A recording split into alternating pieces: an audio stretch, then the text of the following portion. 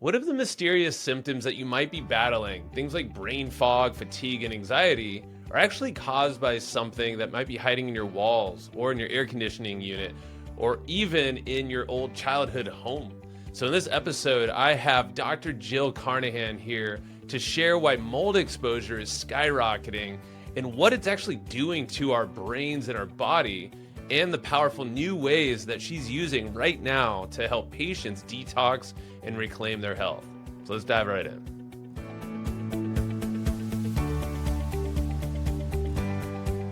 All right, Dr. Jill Carnahan, how are you doing today? Thanks for joining me. Doing great. I'm so excited to be here, Joe. Yeah, for sure. And it's we've been, you're the talk within MD Lifespan a lot, and recently rolling out some really cool stuff, which we'll talk about as well. But you are all about mold. I mean, at least I know you talk a lot about it. You have such interesting insights, and it's kind of becoming this thing that is becoming more aware of. It's like, it's not just people that are living in damp places, right? Yeah. Like I have a bunch of mold in me, and I live in San Diego where it's really hot and all that stuff. So I'm like, what? So I think this episode, it'd be really cool to dive in deep, get an understanding of what it means, what it's all about, what's changed. So I guess any Yeah. initial thoughts of like just that alone. Well, I mean, I'm out there on social media putting out blogs and podcasts myself and everything. And I just find more and more people are reaching out to me and saying, what's going on? What do I do? How do I help? So maybe today we just kind of answer the who, what, where, why, how, like if you're suffering from symptoms, how to know if it might be mold. Because what's happening is, from my perspective, it is increasing in prevalence. We can talk about why that is. And Yeah, then we'll give some good solutions to people out there. I think it's great. Well, I guess, I'm always curious of like your background, what got you into this whole space? Why? I mean, you've been working with mold specifically for 20 years, right? Yeah, so I'll make this quick, but my history goes back to growing up on a farm in central Illinois, lots of toxic chemicals, pesticides in the 70s and 80s. The classical corn and soybean farmers, were using all that. And I didn't know this beautiful, idyllic life on the farm that was really lovely, great family, great environment was slowly killing me. I got breast cancer at 25 in med school, and 1 year later got diagnosed with Crohn's disease. So my 20s started off really crazy with cancer and an autoimmune disease. And if I look back, I am certain that in that old farmhouse that I grew up in, there was mold. And I'm also certain that that contributed to mast cell activation, which is a whole nother topic, but relates to mold and that how our immune system and our innate immune system, and most doctors don't know, are connected, and how mold and toxic load in general is a trigger to that, and how that might have actually been the root cause of both my cancer and Crohn. So this whole story kind of becomes interesting. Well, I got through those things, got through medical school, came out and then practiced functional medicine for years. And in Boulder, after a massive flood, 2013, they called it the 1,000-year flood, my office flooded, and it already had some microbial growth. We call that, mold growth, unbeknownst to me. And I went downhill very quickly over the next 9 months. Got really, really sick myself. And this is after having, a decade out of cancer, Crohn's, doing great, running marathons, hiking, climbing, biking, skiing, like living the life. And mold took me down. And I say now that I think mold was way worse than cancer. And people may Wow. find that hard to believe, but the truth is it's invisible. I had to learn, and to save my own life, I had to become an expert. And I have, over the last decade, really become a voice in mold and helping to advocate for those people suffering and helping to teach doctors. But back in the day when I got sick, barely anyone knew what it was. None of my doctor colleagues knew what it was. And I felt like I was crazy because I was having symptoms that had no visible cause. That's wild. I mean, just the fact that you said that it was tougher to deal with than cancer. And, I've known actually quite a bit of people with, I don't think, it didn't take them a long time, but mold was like the source of basically that a whole, I mean, it felt like they were freaking out. I mean, I guess there's a whole bunch of different things that can happen.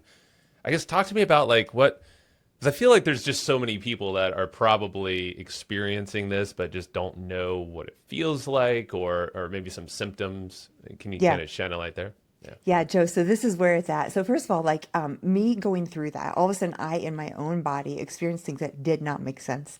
Yeah. brain fog, cognitive issues, and very specific things like word finding, where you want to say dog and you say cat, or you want to say aunt and you say uncle, or just these things that don't make sense. They come out of your mouth, or you're writing and you can't think of a word, and there's many other things, but cognitively it really can affect a person, and it's very confusing of what is going on. At that time, I was in my late 30s, so certainly wasn't demented, but I was like, Hmm. something's going on. And yet I could still go into a complex patient case and come out with a solution, but I was having word finding, or I'd forget their name. So these weird things are happening cognitively. Then your immune system goes haywire, and it's trying to eliminate something that it really, when someone's genetically susceptible, it's like a vicious cycle where this innate immune response gets activated. So it's almost like collateral damage from the inside out. It's almost Yeah. like during COVID and the pandemic, we talked a lot about cytokines in the news and things, because Right. those inflammatory immune modulators were causing havoc in the body. And that's what happens with mold as well. And then you can have nervous system. I mean, I've seen people who present with multiple sclerosis, ALS, Parkinson's, chronic fatigue syndrome, any number of autoimmune disease, cognitive decline, early onset dementia, and every single one of those in these cases I'm talking about were mold related, and primarily mold. So things that you would never expect to be connected. And a doctor might say, here's your diagnosis, you have MS, and here's your treatment, here's a medication, or here's a lifestyle or diet. But if we don't get to that root cause where mold is actually driving that process, that person will go downhill very quickly. And the rule number one about mold is you have to, number one, acknowledge that that is a root cause. And number two, you have to get out of that situation. It's almost like I say, if you're bailing on a boat that's leaking and you're bailing and bailing water and you're just going down and you're Yeah. about to sink, in the mold, it's the same thing. You have to find out, number one, there is mold in my environment, and you have to get out or clean it up or fix the problem, because if you don't, you will capsize just like that boat. I was telling you right before we started that I have a test. Yeah, I had my whole toxin test, and I showed a lot of mold. I don't have it pulled up right in front of me, but I was like, that shocked me because I'm in San Diego. I'm in a hotter part of San Diego too. Yeah. I'm not right by the water, so I'm like, how is that possible? So, and that some of the stats that have come out, and even some of the stuff that you publish is like, there's a lot of people dealing with this that probably are just completely unknown. Yeah. So like, I guess what I wanted to assume is that we probably have mold in us at some sort. Like, so to acknowledge your point, okay, mold is probably an issue. So how do we deal with it? Sure. So first of all, there is a genetic difference. So there are some people, you can have a building with a workplace with, 200 employees, or you can have a family with 6 people in the family in the house, and people respond differently. So there is a genetic foundation of someone who has more trouble eliminating the mold toxins that tends to get really sick. It's about a quarter of the population. So in an average building, workplace, home, 1 out of 4, maybe 1 out of 3 people are going to have some symptoms. The most common is allergic, respiratory, congestion. That's actually something we're taught in medical school. Mold is an allergen to many people. But that doesn't totally trash your immune system and your nervous system and all these things we're talking about. So that 1/4% that's really susceptible tend to have much more systemic, and we call it multi-system, multi-symptom, meaning usually, say, the cardiovascular, you might have tachycardia, or higher low heart rate, or irregular heart rate, or things like that. You might also have respiratory issues or GI issues, increased permeability, increased food sensitivities, nervous system where you have anxiety, depression, insomnia. It can also disrupt our whole HPA axis. You can have really low cortisol where you can't get out of bed, or you can have really high cortisol where you gain weight and you have put on, the typical cortisol types of symptoms. Or you can have hormonal disruptions. Both men and women will aromatize wonderful testosterone to make us strong and healthy bones and healthy muscles into estrogen, where we have, man boobs or belly fat or those things. And it can disrupt thyroid too. So it can really, really disrupt our whole entire system. It can disrupt the microbiome. So what we see often is the sequelae of this. And you kind of alluded to the fact that, do we all have this? I think a couple of things are happening. First of all, if you look on the news, natural disasters, flooding, hurricanes, water intrusions of all sorts in places where we used to not see it are happening more and more and more frequently. Our weather's just getting more chaotic. Hmm. Number two, our buildings are being poorly constructed quickly, constructed without proper. I see all the time simple things like, my contractor installed the kitchen, I'm not saying mine, but someone will tell me, my contractor installed kitchen cabinets and they drilled right through the pipes in the kitchen. We didn't know it till 8 years later when that water was draining in the wall. Yeah. Or they forgot to hook the water filter in the fridge to the line and it was just pouring into the wall. or someone didn't caulk or properly seal, put a barrier between the tiles in the bathroom, and that we think that grout is not water permeable. It is water permeable. So you Oh, yeah. must have a vapor barrier underneath your tile. And if someone forgot to put that in, it just goes right into that drywall. And any number of things where there is water intrusion into a building envelope. And even these wonderful LEED certified, highly economic buildings that are very, very efficient, if they're not properly built, they could be a massive source because they're so airtight that there's no exchange of air properly. There could be condensation inside. And when you're talking San Diego or Arizona, or places that are hot and dry, they can have just as many issues because if that air conditioner is running too high and there's condensation all the time, there's just, I could go on, as you can tell, but there's so many places where this can fail. And we just think our happy little box of a home is perfectly airtight and impermeable, and it's just not. And part of that leads to, what do? You have to be properly maintaining gutters and spouts and water lines and checking and there's just a lot of stuff to do if you own a house, or if you rent from a landlord, you got to make sure that that person is taking care of you. Yeah. You brought up air conditioning. You just reminded me because there was time. I'm like, yeah, I noticed there was a whole bunch of mold in the air conditioning. I was like, okay, so in hot places where you're Yes. constantly running that, it makes perfect sense. There's water. Even the Yeah. windows can condense because it's so different so you say you're running your air at 72 degrees and it's Yeah. 110 outside in Scottsdale, Arizona, that condensation can absolutely be an issue. Or if you're pulling air from a crawl space or an area of your house that is not properly maintained, that's super common in Colorado. And if the crawl space has microbial growth and your furnace and units for the HVAC are in there, you're kind of screwed because it's going to pull that air into your Yeah. house and distribute it. So, I mean, would you say it's a pretty good? I'm just wondering, like, where does someone start? Like, so now that you realize like mold is a situation. I also want to ask, maybe before you even answer, is it getting worse? Why is it getting worse? Mold as a whole. Yeah, so two things. On the side, I just mentioned natural disasters, water intrusion, and improper construction. I mean, just next to me, I'm in a condo, and there was like the last year, probably 300, 500 units built of new construction of like townhomes and things so quick, and they're being built in the rain when the lumber isn't dry. So say it rains, the very next day those construction workers are putting up that wet lumber inside the house. As soon as you seal that up, that is a nidus for mold, and that's really, really common on construction sites nowadays. So not really letting things dry, not protecting them from the elements, and just like putting things together really, really quick for a profit, right? That Yeah. happens. The mold issue itself, so because often patients are like, well, grandma had mildew in her shower and she does fine, like back in the day. So Yeah. number one, houses had more, like talk about this very efficient building materials. There's no, we always say dilution is the solution to pollution, which means if you have an old log cabin with holes in the walls, even if it's moldy, you're probably going to be okay because there's air exchange from the outside and it's being diluted. But if you have a super airtight building and it's very efficient and there's no airflow exchange, you're going to be more at risk because it's going to contain any sort of mold that grows in that house. Number two, mold is being more aggressive. In the 1970s, we developed paints and threw in the paint anti-fungicides just to say, well, let's paint our walls and make sure that we don't get mold growth. But by doing that, we created just what we've seen with antibiotic resistance and animals getting antibiotics and all this growing resistance to our antibiotics. Now these molds are the ones that survived from anti-fungicides in paints and things and building materials are more aggressive. So typically when we do get indoor growth of a mold, I know species now I can look at tests with patients and say, oh, this is no big deal. It's probably from leaves outside your house. And it could be like 100,000 and I don't worry about it. Whereas if I see 50 of Chaetomium or Stachybotrys, so 100,000 of one outdoor mold compared to 50 of Stachy or Chaetomium, I'm like, that is a big deal because that's a toxic black mold. It's going to cause you neurological and systemic issues. So there really is a difference to what's growing inside. And it's more aggressive. There's been some small studies that show that mold, because it's a living organism, is actually responding, surprise, surprise, to our environment. And as we have more dense electromagnetic frequency like 5G and some of these things are household routers, it's actually spewing out its toxins more readily. And this can be measured. So we're actually getting the mold itself trying to protect itself and throw out more toxic materials.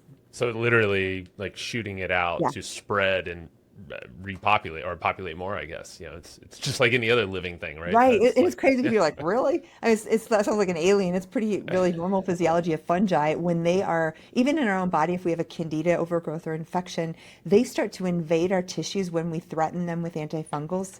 And people don't know this, but like it's the nature of something, or even bacteria. In a case of SIBO, where we're giving an antibiotic, we want that to be a little more active because it'll get hit by the antibiotic. But it can be pretty much like they'll hide in the biofilms and they'll invade our tissues and these crazy things. Jeez. Okay. Wow.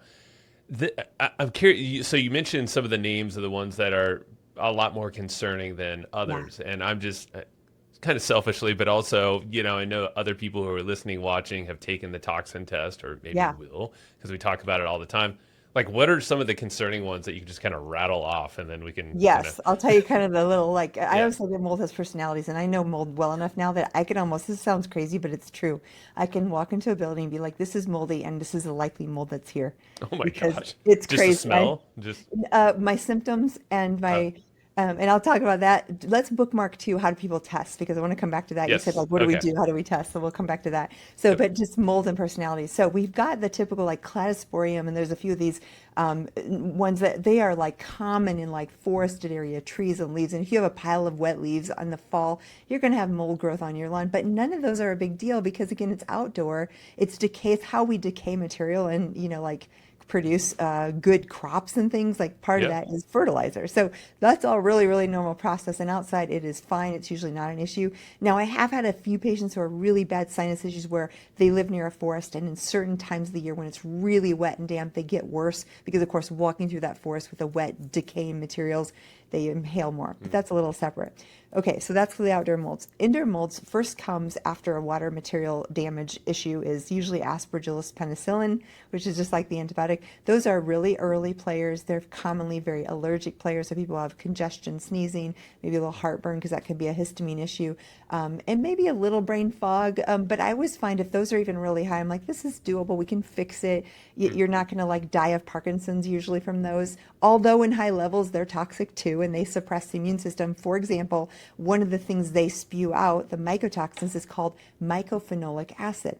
Mycophenolic acid is used by the pharmaceutical company to make a drug called Cellcept. Cellcept is given to organ transplants to prevent rejection. So it's that toxin from that mold literally is a drug that creates immunosuppression. So that's kind of how big a deal this is.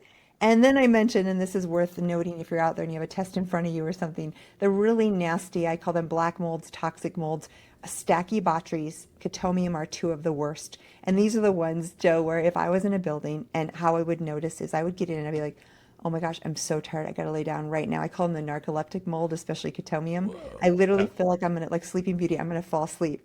And part of it is because two things, it can lower cortisol, which makes you tired. And for me, it causes hypotension because I have this vasodilatory effect. So my blood pressure, I could actually measure, it could be like 85 over 50. And it makes me really tired because I can't Yeah. stand up, right? And, Yeah. and that mold Wow. will do that to me personally. It doesn't do it to everybody, but I could walk into a building and tell you there's probably Chaetomium in here because I would feel that sense of like, I got to sit down or lie down. I'm so dizzy. I'm so tired. After this whole journey, what I really learned here is like there are a lot of health conscious people. I think I'm considering myself one as well. Uh, but no, there's a lot of things. No matter what you do, how much you pay attention to it, how much you avoid it, and sometimes it just got in. And I think TPE gave me a good opportunity to restart my body again. So would those be the worst ones, the black molds? Yeah, and let's talk real quickly. This is so important. Okay, people are like, well, my air was tested, it was fine, right? Right. You've Yeah. heard this. Yeah. And you Yeah. might have, yeah, so you might have gone to the doc, got a urinary mycotoxin test, which is what you're talking about. And we'll Hmm. talk about that's to test your body. You pee in a cup and they measure, are you excreting mycotoxins from possible exposure? And then you say, well, let's test my house and my office. The guy comes out, does some air sample in your bedroom, in your kitchen, like, hey, it looks good. So you're like, Yeah. what is going What's on? happening? Yeah. Yeah, so the Aspergillus penicillin typically will grow and they will often go in the air. So you might see remnants of those in the air and that could be an issue, right?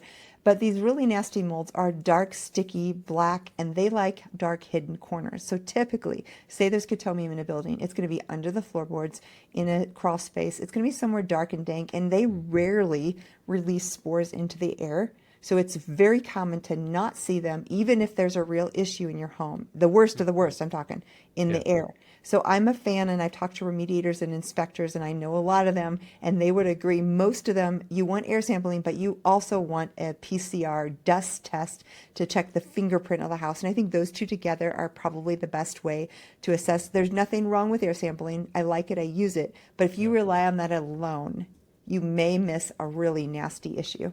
Got it. So PCR dust test Yeah, it's also specifically. called Okay. ERMI. I don't like that term because that was related to a HUD housing where they tested a bunch of houses and it wasn't really validated. So the data for an ERMI isn't really good, but the actual data on a test that is an ERMI, like the Yeah. numbers of the molds are perfect. It's what they do is PCR is polymerase chain reaction, so it's testing for DNA of mold in your dust. Wow. Okay. Yeah, that makes sense. I mean, would you recommend like, literally Both. everybody do Yeah. that? Oh, yeah, Yeah, both yeah. for sure. And if it's so PCR, you can do yourself. I mean, I Mm. bought kits 100 times when I'm looking at a new house or I'm checking my office or Uh-huh. whatever. Smart. You can order PCR in pyrobiotics and the dust test, and I'm probably missing. There's 2 or 3 out there. If you just Google ERMI testing, you can order it online. They send Uh-huh. you a Swiffer cloth. You can collect dust in your home. That's almost always where I start with my patients because they have control. They can just check their house. They Sure. bring it into me, and I can look at it. And just like I told you, I can see the kind of leaf mold from outside, or I can see, and on those dust, you can definitely see if there's the black toxic mold as well. Interesting. So, okay, I'm gonna do that right after this. Yeah, perfect. I've never done that. Yeah, I've done like the petri dish kind of Mhm. thing which it picked up some as well, Yeah. but not as in depth as the PCR. So, in terms of testing, since I bookmarked it, are there more tests? I know the urine test, which is what I did. That's Yeah. the one that we talk about here. Um, would you recommend that? And I never, and you mentioned in the beginning before we started, like, oh, maybe there's some mold. And because I think all of us, we tested, whether it's food or environment, we probably have some exposure. So it's like, Sure. how bad? So let's just go through really quick. The free things are a great history, which you don't need a doctor to do. That's what I do. But you can literally write a timeline. And if you're like, when did I last feel well? And when did I get unwell? Because often there's a move in there or a change in environment. And if Mm, you are doing your own timeline and just saying, oh, back in 2018, I was fine. I moved to Colorado in 2019. And ever since then, I've had autoimmunity and neurological issues. Well, there might be something in your environment, and it may not be mold, but it could be mold. So, number one, timeline. Number two, visual contrast test you can do online. It's either like $15 on just survivingmold.com, or there's a free vcstest.com, and uh-huh. that's free. That is checking the visual acuity of your retina, and that is an early way to detect biotoxin related illness. So you can do that as well and just say, oh, did I pass or fail? Now, neither one of those are a sure thing, but they kind of give you some free guidance on, do I want to do a dust in my home or a urine test? Urine test is Wow. what you mentioned. That's super common. I think now people have access to that even without a doctor. And the truth there is, many of us will have been exposed, and depending on what we're eating or drinking, there could even be ingestion that's more from our diet than from our environment. However, it's a great place to start. And if you have a lot of molds, especially some of the black toxic molds, for example, we were talking about Cotomium and Stachy, those are typically not in peanut butter. It's going to be penicillin or aspergillus. So you're going to see things like ochratoxin or aflatoxin in the peanut butter, which are very different from globosine, which is the toxin from Cotomium. You will almost never, unless the food source is like black and moldy, see the nasty black molds from food. So you can kind of Mm, differentiate there. And then I, in my office, do a lot of other things. I will do blood testing for those innate immune markers, things like TGF beta, VEGF, MSH, and these are kind of complicated, but as a doctor, I can basically assess, is there urine mold, is there mold in the environment, and then is there an immune response based on this mold or an allergy? So when I look at that whole picture, I can be very, very certain that that interesting. patient has likely been exposed to mold or not.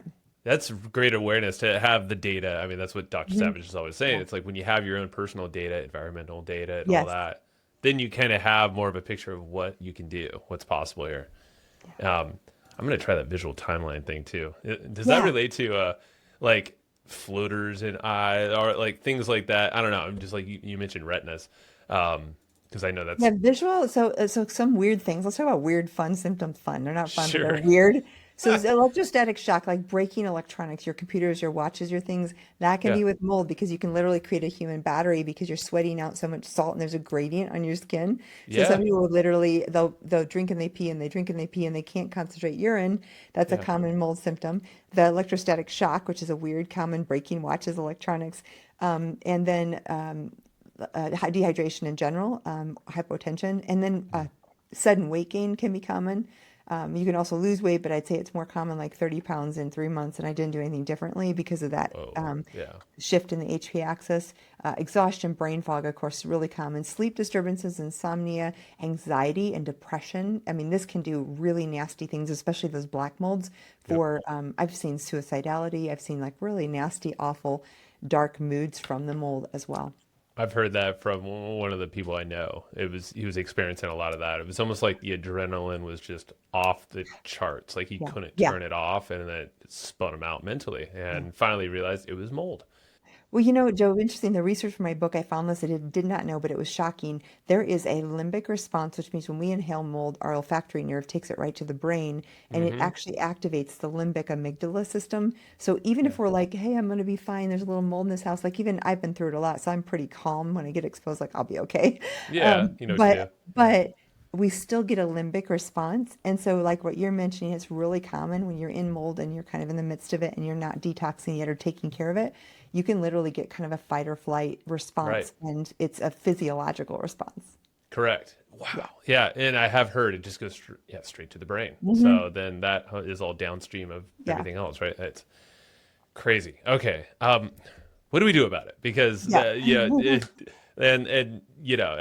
doing some really cool stuff right now that we'll definitely touch on, but there's like, what are the common ways that this is being detoxed out? Mold, but also like, I'm just thinking of what's not effective in your eyes from what might be common, and then like what is effective. Good. And again, I'll give like the minute 30-second max version. Okay, so Please. you have to get out of the exposure. So again, this does not always mean you have to sell everything and leave your home. You can remediate, you can fix it, but you have to get to a place where that bailing out the boat is working in your favor. So the first thing is you have to find where is the source of my massive exposure. And we all have a little exposure, but if there's a big thing in your wall or basement, take care of it, move, remediate. You need to take care of it, because you will not be able to get well if you're continually exposed to a lot of mold, no matter what I tell you. Even some of the new cool stuff we're talking about. So that's number one. You want to get out of exposure. Number two is it happens. I always like to describe it. You're mobilizing and excreting. So this is the process of us. How we got it in was we inhaled it. It went into our alveoli. There's no pass of go because it's so small. Our alveoli goes right to the bloodstream. Our bloodstream stores it in our tissues. Now we have to go backwards. So how do we do that? Mobilization is getting that out of the tissues. It could be sauna, it could be exercise, it could be sweating, it could be movement, it could be massage therapy, it could be Epsom salt baths, and it could be something like glutathione. Glutathione is a powerhouse. You could do it IV, you could do it intranasally, you can nebulize it, you can inhale it, you can take it orally, and any way that you can get more glutathione or help your liver produce glutathione will allow you to start mobilizing these things out of your tissues and back into the bloodstream. Now, once they're in the blood, your liver and kidneys do their job and they filter it, you pee it out, you poop it out. That's the idea. And we help that along by supporting the liver. So I almost always give glutathione, NAC, ALA, and phosphatidylcholine and some support milk thistle to support that liver process of mobilizing and excreting.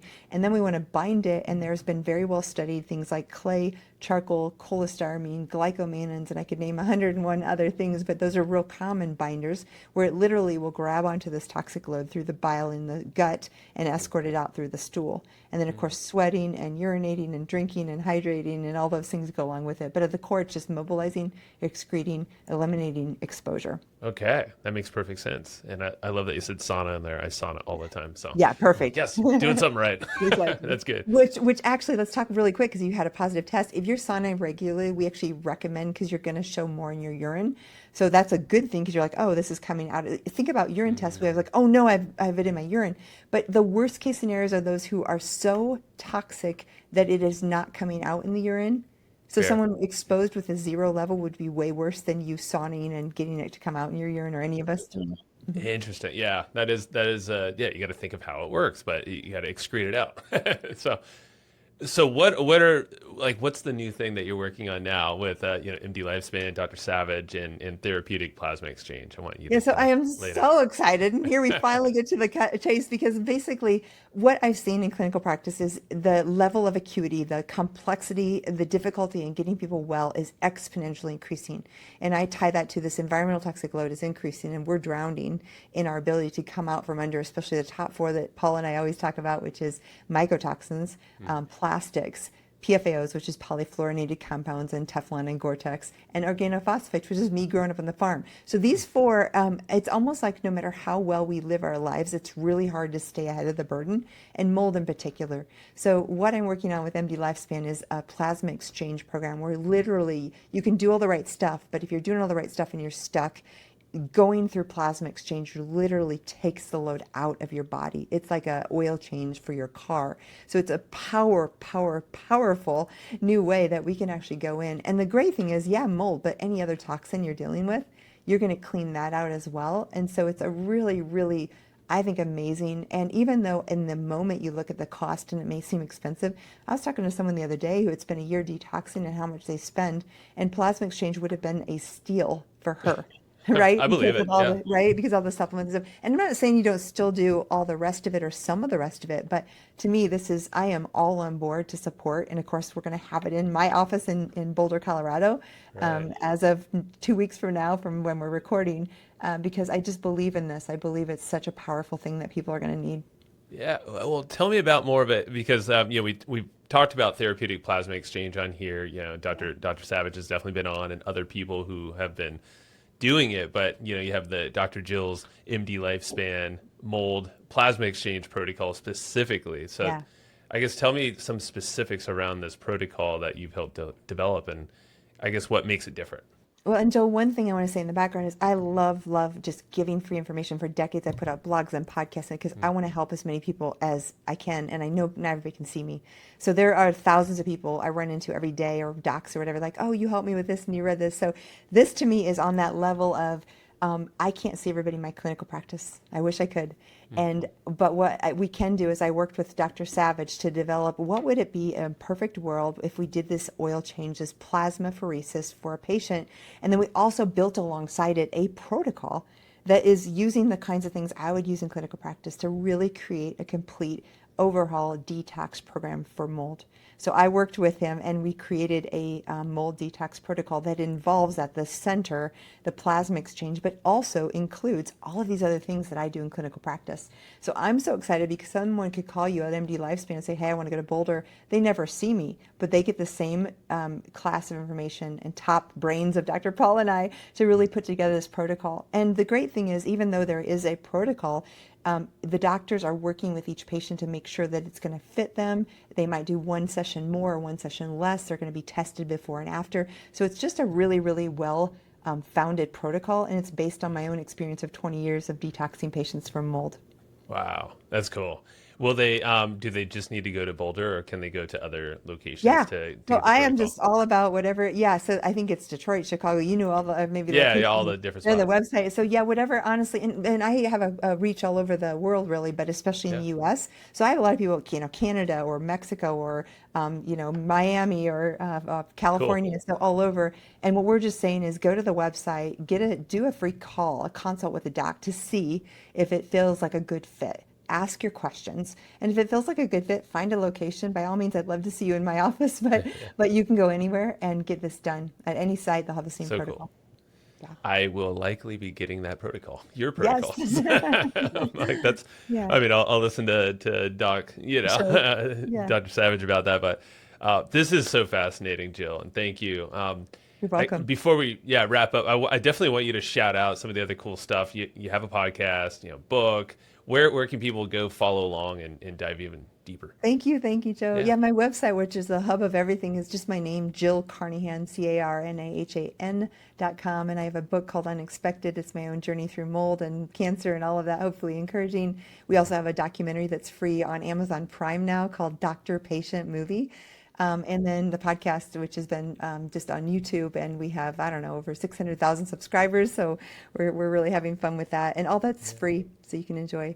Yeah, no, you're a wealth of information, and this is just you have me going down some new rabbit holes now, and Cool. gonna go do some deeper research. So I appreciate you so much, and Thank you for having me. yeah, thanks for doing all this for everybody too. So You're welcome. appreciate you, Doctor.